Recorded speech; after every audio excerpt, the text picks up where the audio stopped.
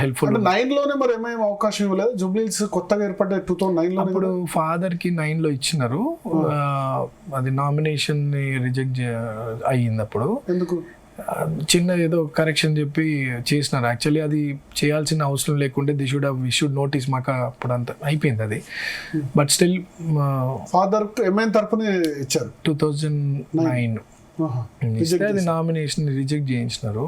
Actually notice ఇవ్వాలి కానీ అది ఇంకా అయిపోయింది.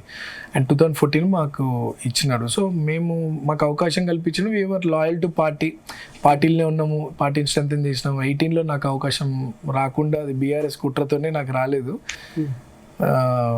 బట్ స్టిల్ పబ్లిక్ అప్పుడు ఓవైసీని ఎందుకు ఇవ్వలేదు? లాస్ట్ టైం తక్కువ ఓట్లతో ఓడిపోయినాం కదా అని అడిగితే ఓవైసీ గారిని అడిగినాము.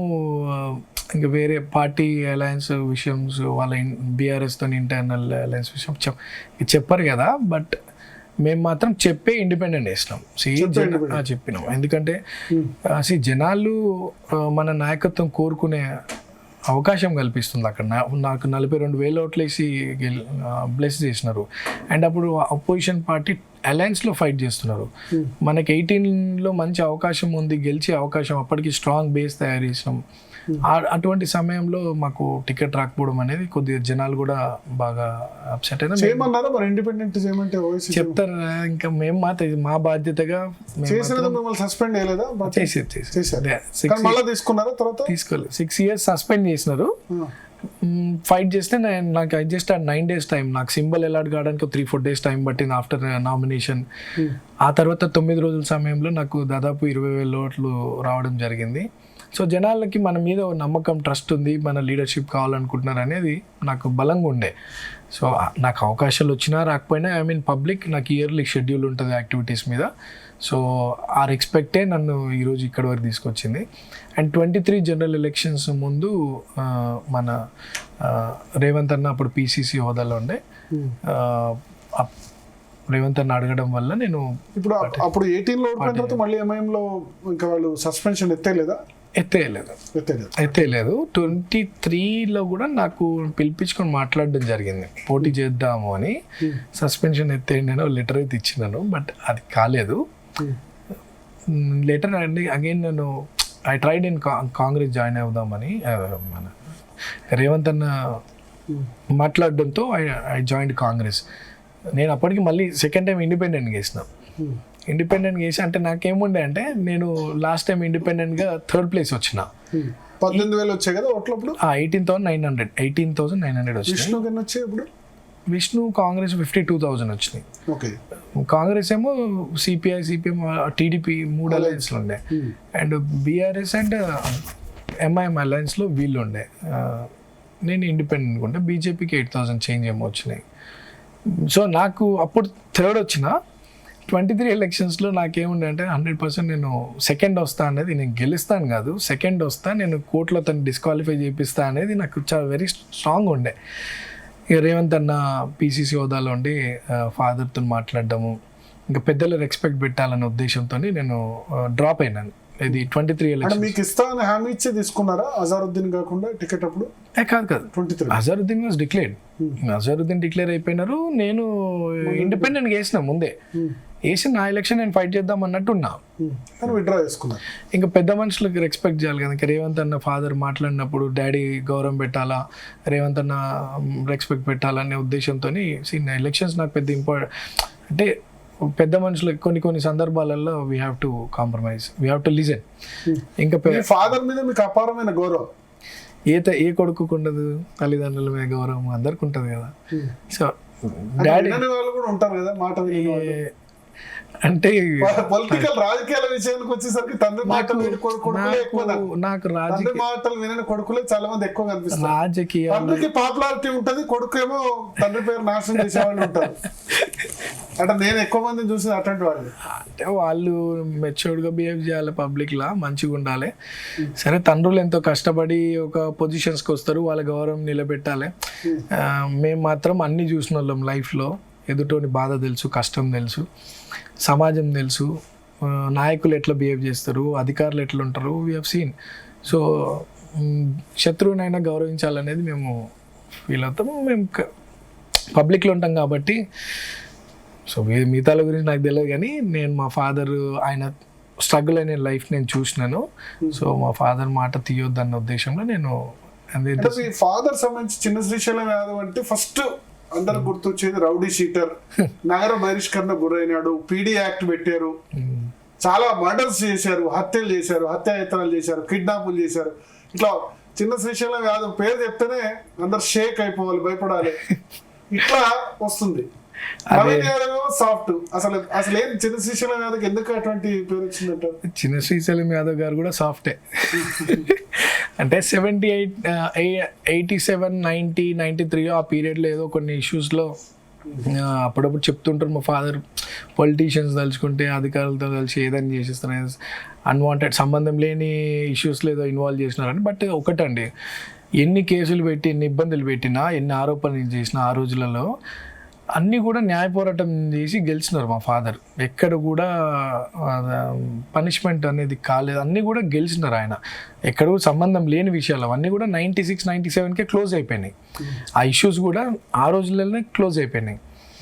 సో బట్ అతను మా ఫాదర్ మాత్రం పబ్లిక్ కోసమే త్రూ అవుట్ హిస్ లైఫ్ ఇప్పటి వరకు కూడా అంత పబ్లిక్ కోసమే టైం స్పెండ్ చేసి వాళ్ళ ఇష్యూస్ని సార్ట్అవుట్ చేసి కొన్ని లక్షల కుటుంబాలకి హెల్ప్ చేసినటువంటి వ్యక్తి మా ఫాదర్.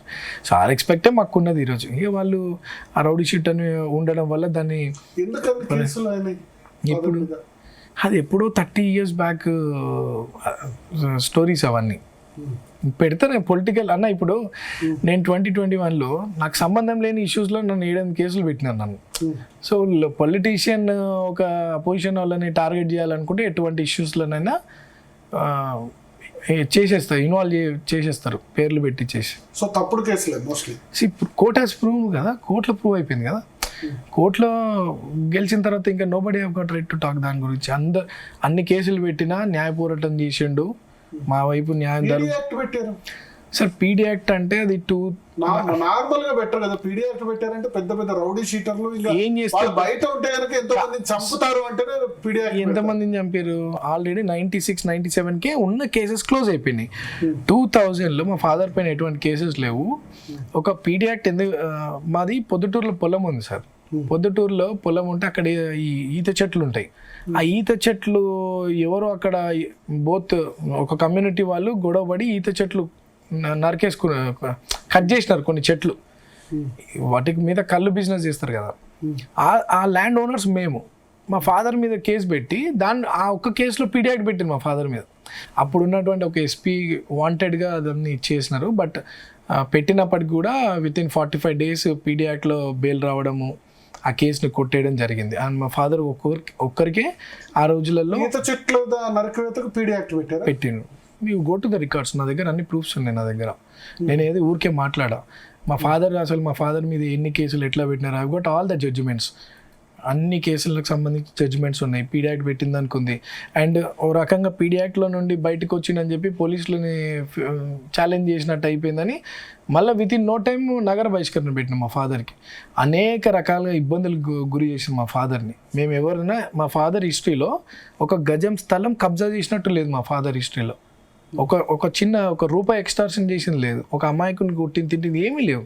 అప్పుడు ఎప్పుడో జరిగిన ఇష్యూస్లో అవన్నీ కూడా 97, 98 క్లోజ్ అయిపోయిన తర్వాత ఒక 3-4 years తర్వాత ఆయన అనేక రకాల ఇబ్బందులు పెట్టినారు. సో అన్నీ కూడా ఫేస్ చేస్తూ ఆ దేవుడు ఉన్నాడు, మేము న్యాయం ధర్మం వైపు ఉంటాము, అన్నీ కూడా భగవంతుడు కాపాడుకుంటా ఈ రోజు వరకు మమ్మల్ని కాపాడుతూనే ఉన్నాడండి. మేమేం తప్పులు చేయకపోయినా God is there, I'm here today. పెద్ద కబ్జాదారుడు అంటారు చిన్న శ్రీశైలం. ఎక్కడ పడితే అక్కడ మొత్తం సిటీ అంతటిని కబ్జాలు చేశారంటారు. చిన్న శ్రీశైలం యాదవ్ గారు అంటే కబ్జాదారులకు భయం, కబ్జాదారులకు భయం. లీడర్లు కబ్జాలు చేస్తే వాళ్ళకి భయం, అధికారులు ఎవరైనా లీడర్లు అండలతో కబ్జాలు చేస్తే వాళ్ళకి భయం. బికాజ్ చాలా లీగల్గా మా ఫాదర్ హ్యాండిల్ చేస్తాడు ఎనీ ఇష్యూ. అండ్ జనానికి ఇక్కడ ఉన్న హైదరాబాదు ఈ చుట్టుపక్కలంతా కూడా చాలామంది ప్రజలకి ఒక నమ్మకం మా ఫాదర్ మీద. సో నవీన్ యాదవ్ గారు భూ కబ్జా కోరు అని మిమ్మల్ని అంటే మీరు ఆబ్జెక్ట్ చేస్తున్నారు. నేను కేటీఆర్ను నేను చేసిన ఇంటర్వ్యూ చూపిస్తా. ఓకే. ఇప్పుడు కాంగ్రెస్ పార్టీ కార్యాలయంగా మొన్నటి వరకు మీరు వినియోగించిందంతా కూడా అది స్కూల్ భవనాన్ని కబ్జా చేసి కాంగ్రెస్ కార్యాలయంగా మార్చేశారు, మీరు తీసేసుకున్నారు అని ఆరోపణ. ఆ ఇంటర్వ్యూలో ఏమన్నారు ఒకసారి వినండి. ఇప్పుడు నేను అడుగుతున్న భరత్, ఇక్కడ నుంచి స్ట్రైట్గా కెమెరా తీసుకొని యూసుఫ్ కూడా పోదాం. కాంగ్రెస్ ఆఫీస్ ఉంది, అది కబ్జా కాదా? నేను వెళ్ళి చూడు ఇప్పుడు వెళ్ళి. పక్కన స్కూల్, గవర్నమెంట్ స్కూల్ జాగా కబ్జా పెడితే, అక్కడ కాంగ్రెస్ ఆఫీస్ పెడితే వాళ్ళని ఏమంటారు? కబ్జాదారులు అనకుండా ఇంకేమైనా వేరే పేరు చెప్తారా? మీరు కేటీఆర్ గారికి ఏమి ఇన్ఫర్మేషన్ ఉంది మాట్లాడే తెలియదు కానీ కెమెరా తీసుకొని రమ్మన్నారు, మేము వస్తాం ఇప్పుడు. నేను రెడీ, కెమెరా తీసుకొని నేను రెడీ అన్నా. మీరు మిమ్మల్ని కేటీఆర్ గారు అన్నారు కదా, పదండి కెమెరా తీసుకొని పదండి అని అన్నారు కదా, మీరు కేటీఆర్ గారిని తీసుకొని రావాలా? రెడీ అని అంటున్నారు ఆయన. రెడీ ఆయనే అన్నారు కదా, కెమెరా తీసుకుని మేము వస్తాము, గవర్నమెంట్ స్కూల్ కబ్జా చేయడం అనేది దారుణం అని. ఇంకోటి ఏంటంటే ఆయన అన్నారు అనట్లేదు, అక్కడ పోలీసులే బైండ్ ఓవర్ చేశారు. కాదు కేటీఆర్ గారు, నేను I have seen the interview. KTR గారు మిమ్మల్ని ఏమంటున్నారు? మీ కెమెరా పట్టుకొని పదండి, స్కూల్ స్థలాన్ని కబ్జా చేసి పార్టీ కార్యాలయం పెట్టుకొని అక్కడ దౌర్జన్యాలు చేస్తున్నాను ఏదో చెప్పుకొచ్చినాడు. I have seen that clip. నేనేమంటున్నా, మీ కెమెరా తీసుకొని రమ్మన్నాడు, ఐఎమ్ రెడీ. మీరు కేటీఆర్ గారిని వెళ్ళి అడగండి అన్నారు కదా, ఆయనే అన్నారు కదా. ఆయనను తీసుకొని, మీరు కేటీఆర్ గారిని తీసుకొని నా స్థలానికి రావాలి. I will show my documents. మా స్థలం purely it is a private land and we have got NOCs. వాటికి ఎన్ఓసీస్ కూడా ఉన్నాయి. మా ఫాదర్కు ఒక పెద్ద ఎత్తున జనాలు వస్తారు కాబట్టి ఒక కార్యాలయం ఉండాలనేది మా ఈ పార్టీ ఆఫీస్. అది స్కూల్కి మాకు సంబంధం లేదు. మా బార్డర్ స్కూల్, ఆ సర్వే నెంబర్ వేరే, ఆ ప్రాపర్టీ వేరే. మాది private property and we have got NOCs also. మేము దాన్ని I will prove my title. KTR గారు అన్న మాటకి మీరు తీసుకొని రావాలా, అక్కడ మాకు సారీ చెప్పాలా, ఆయన తెలుసుకుని, వాస్తవం తెలుసుకుని. ఎలక్షన్ అయిపోయింది, ఆయన వస్తాడో లేదో కానీ మీ మీద ఆయన ఒక ఆరోపణ చేశారు, ప్రభుత్వ స్కూల్ మీరు నిరూపించుకుంటే. ఆరోపణలు కాదన్న, ఎన్నో ఆరోపణలు చేసినారు. నేను అదే చెప్తున్నా కదా, ఆయన అన్న దానికే నేను అంటున్నాను. రండి, నేను చూపిస్తాను documents. I got an NOCs also. ఆయన అన్నారు కదా, మరి ఆయనకి ఏం ఇన్ఫర్మేషన్ ఉంది, ఆయన దగ్గర ఏం డాక్యుమెంట్స్ ఉన్నాయి నాకు తెలియదు. మిమ్మల్ని అన్నాడు కదా కెమెరా పట్టుకొని పదండి అని. కంటితో చూసినవన్నీ కబ్జాలు కావు కదా. దానికో పేపరు, దానికో రికార్డు, దానికో ఉంటుంది, దానికో లీగాలిటీ ఉంటుంది కదా. నేను ప్రూవ్ అసలు 0% నేను ఇందాక కూడా చెప్పినాను, చిన్న శ్రీశైలం యాదవ్ గారి చరిత్రలో గజం స్థలం కబ్జా చేసిన చరిత్ర లేదు.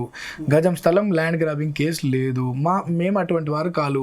అండ్ ఇన్ఫాక్ట్ నవాబ్పేట్లో మీతో మాట్లాడిన వ్యక్తి ఒక అసైన్డ్ ల్యాండ్ని తన పేరు మీద చేయించుకున్నాడు. నా దగ్గర స్ట్రాంగ్ ప్రూఫ్ ఉంది. I will show in future. KTR గారు నవాబ్పేట్లో ఒక గవర్నమెంట్ స్థలాన్ని తన పేరు మీద చేయించుకొని ట్రాన్సాక్షన్ జరిగింది.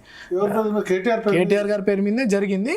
నేను ఆ డాక్యుమెంట్స్ తెప్పించి I will show in future, మీ మీడియాకి చూపిస్తాను ముందు. మాకు ఎక్కడ కూడా ల్యాండ్ల పైన కబ్జాలు చేయాల్సినంత అంత అవసరం మాకు లేదండి. మేము దాదాపు 30 years బ్యాక్ మేము ఆ ప్రాపర్టీ కొన్నాం. మేము